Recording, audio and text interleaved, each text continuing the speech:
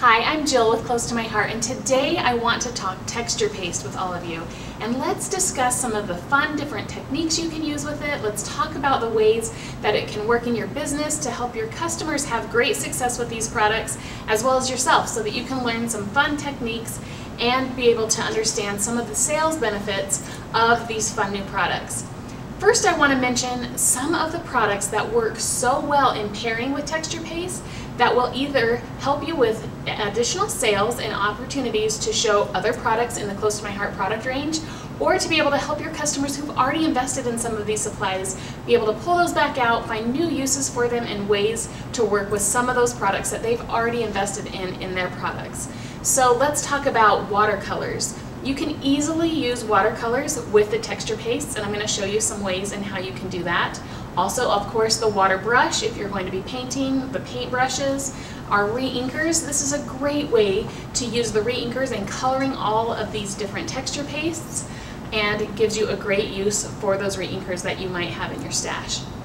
Also, the all-purpose mat is by far your best friend when using the texture paste, and we'll go through that a little bit as well.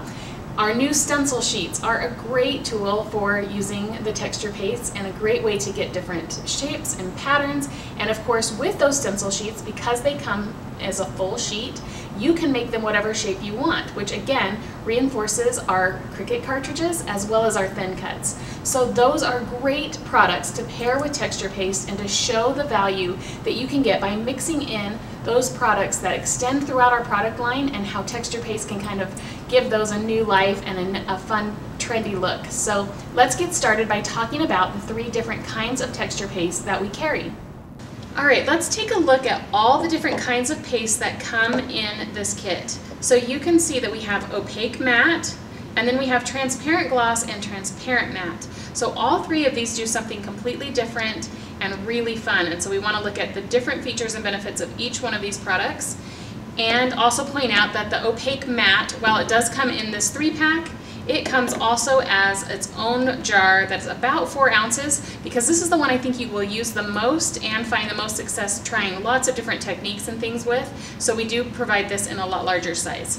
So looking at the opaque matte first, you can see that this is a very thick consistency. It's kind of like icing. It's really thick, which allows it to be buildable. It also dries completely matte, but it will also dry white. So it is not transparent, it dries white, or once you color it, it will dry that color. So again, it's nice and thick, which allows you to do lots of fun techniques. The first thing we're going to do is take a look at the ways that you can color this paste. So I'm going to put a few different piles of paste onto my all-purpose mat. Again, the best tool you can have when working with these pastes, because you can work on it like an art palette, you can clean it off nice and easily, and so this is invaluable when you're working with these pastes. So re-inker is the first way I'm going to show to color this paste. So just 1 drop of that raspberry re-inker and you're going to see the intense color that we're going to be able to get with that. Another way to color it is using your ink pads. So I can just simply pounce this ink pad right onto the all-purpose mat to transfer some of that ink. I can also do that same technique with our markers. So again, just by rubbing this marker right on the all-purpose mat, I'm transferring the ink to the mat. It doesn't absorb into the mat, and so I can work with that ink. And it does take a little more effort to get the ink from the marker to the mat. I would suggest, if you're going for an intense color, to use your ink pad, but markers do get the job done if that's a direction you want to go. Another really fun way to color your paste is by using the shimmer brush. So this one is the gold, and you'll see that it takes a little bit of this shimmer paste, or the shimmer pen, to actually color this, and it won't go all the way gold, but you will get such a beautiful shine and shimmer with the sequins bits and glitter that's in there that really make that a beautiful way to do this. So here I'm going to start by mixing these colors. You can see again that re-inker just intensely colors with hardly any product at all. So the thing I like about using re-inkers is that 1 drop goes a long way in the color, and so the paste stays nice and thick when I've colored that. Whereas some of these others that you have to add a lot of liquid to, it's going to thin out your paste. Again, not a problem, just one thing to be aware of as you're using it. So then I can take this paste and rub it right into this Lagoon ink that I've transferred to the mat from my ink pad.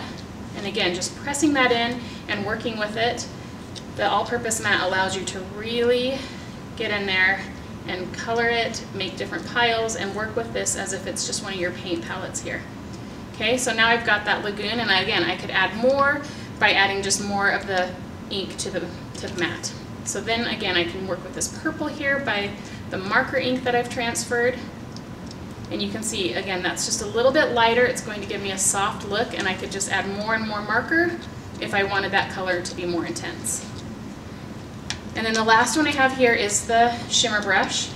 So you can see it does thin it out as you work with that liquid that's in the shimmer brush, but it's adding and just really molding that glitter and shimmer into the paste. So you can see it does tint it just a little bit off-white, but it won't go completely gold. So 3 different ways that you can color this. You can also use watercolors and lots of other ways. Basically any coloring item that you have can color this paste. So I want to show you just a few of the different ways that then you can use it. So again, making your own stencils. The stencil sheets are such a fun tool to create any shape that you want in any size. By using the Art Booking Cricut cartridge, which is my favorite to make stencils, I'm able to use a lot of the different overlays and many different sizes and a lot of the different shapes, but you can use any shape from any Cricut cartridge that we carry to make a stencil out of anything, which I just love. Gives you so much versatility with this product. So I'm going to start with this stencil here that's been really well loved, you can tell. And I'm just going to take this raspberry paste that I've made and go right over the stencil. If you're working with a stencil, it's sometimes good to use some washi tape or something to tape it down so that it doesn't lift on you.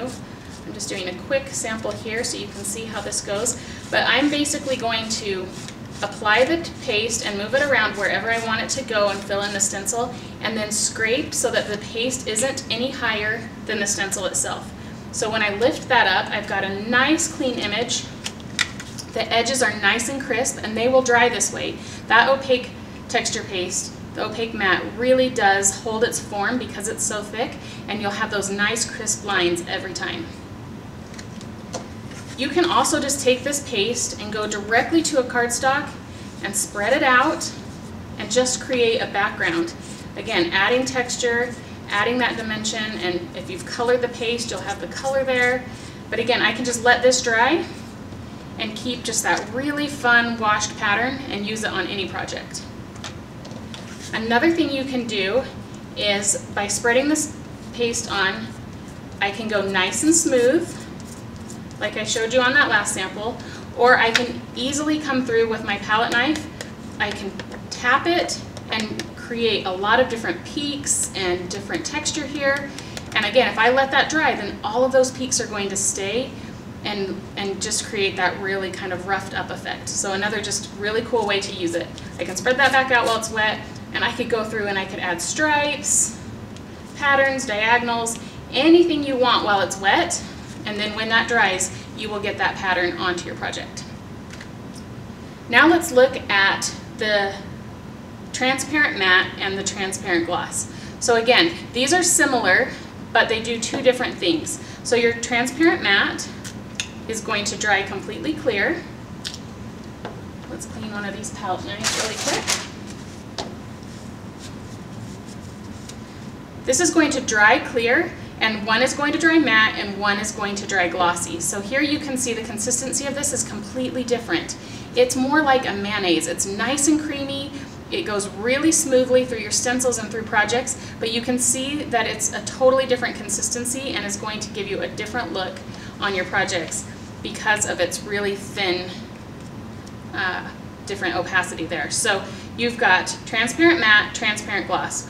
Both of them dry and clear, which means that they will color more intensely. So when you're doing these same techniques, it will take less of your coloring product to color these because they start as a clear base versus a white base.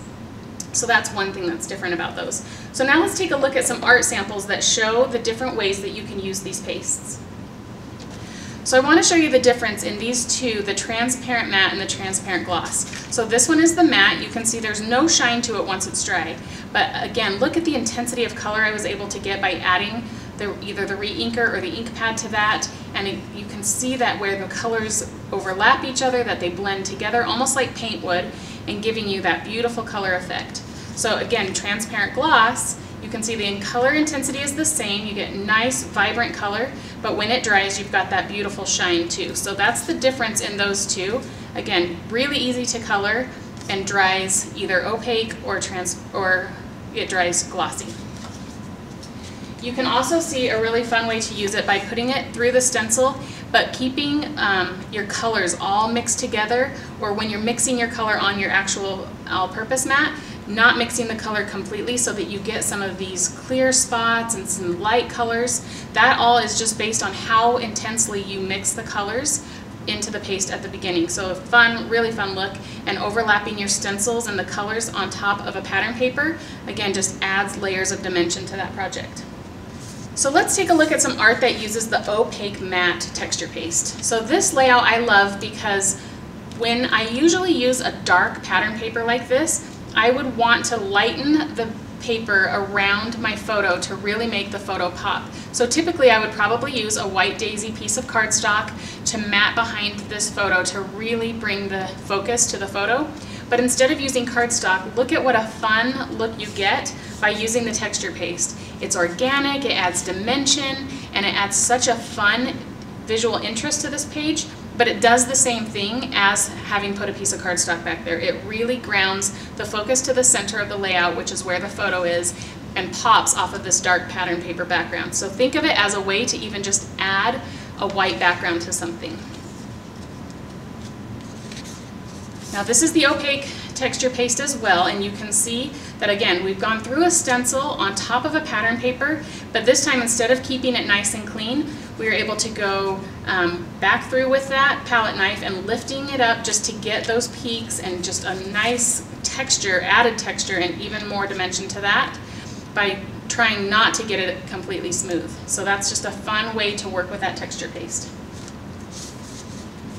This one is a really fun way to use that Cricut cartridge in creating a stencil from, again, this one came from Art Booking. I just made a stencil of these snowflakes, laid it directly onto my pattern paper, and went right through it with the opaque texture paste. So it really is kind of the focal detail on this scrapbook page. What I think is really fun is that on these little dots throughout, I was able to go back through with the clear shimmer brush and add some of that glitter and little detail to this project. And so you can either mix the shimmer brush into the paste while it's wet and then use it through your stencil, or you can come back and use it as a detail paint on top, and it will dry onto the project that way. This one again is just a really fun use of the stencil. By coloring your texture paste, you can see all the others we've done so far have been white, and this one is just showing on white paper, coloring your texture paste and using it as a really fun way to add a pattern to the paper. Now this is a really fun thing that sets the opaque matte paste apart. So again, because it's so thick, it's buildable. So I'm going to pull back the layers of this embellishment on the card so that you can see that I've done a straight pattern of the white texture paste and let it dry.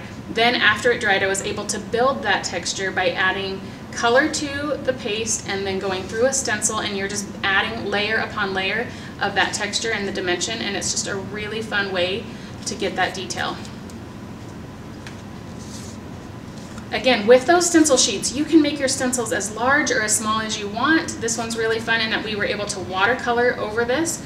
So the best way to use your watercolors in that regard is to put the stencil on, completely add the paste as white, then once it's dry, come back with the stencil and watercolor over those pieces. So you can use the stencil to keep the color from spreading, or you can just organically paint the watercolor right over that stencil piece and have it bleed all over, and it'll be beautiful as well. So now with a transparent matte, here's a really fun page that shows how well you can color that in such an intense color. So this is the texture paste right here on these hearts. And all I did was take my all-purpose mat, I put the few different piles of the texture paste in the transparent mat onto my all-purpose mat, colored them with the few different colors I wanted to use in this rainbow pattern, and then picked up that paste right through the stencil. Again, I let those overlap so that you get those fun color transitions. And was able to really get a fun effect of this rainbow pattern on my page. Now, one thing I want to point out to you as consultants is that your reds, when you use them with these texture pastes, they will not color as true as with the other colors. So it happens just with the way that red oxidizes, and so you've probably seen that if you've ever tried to color your re-inker red, it doesn't translate. So this did look really red at first. This is candy apple, but here it kind of transfers to kind of a brighter pinky neon color. Again, super cute and still works really well, but if you're trying to color match, your reds are not going to stay as true and vibrant to the colors that you are expecting on red. So again, the transparent matte here, used with this fun stencil, that's more of the positive space than the negative space. So this heart I was able to use laying it down and then going right over with some texture paste colored with the beautiful new shimmer or sugar plum color. And again, so the places where the stencil was is actually the white cardstock, and then the background all became my texture paste, and that's just a really fun way to add a subtle dimension to the page.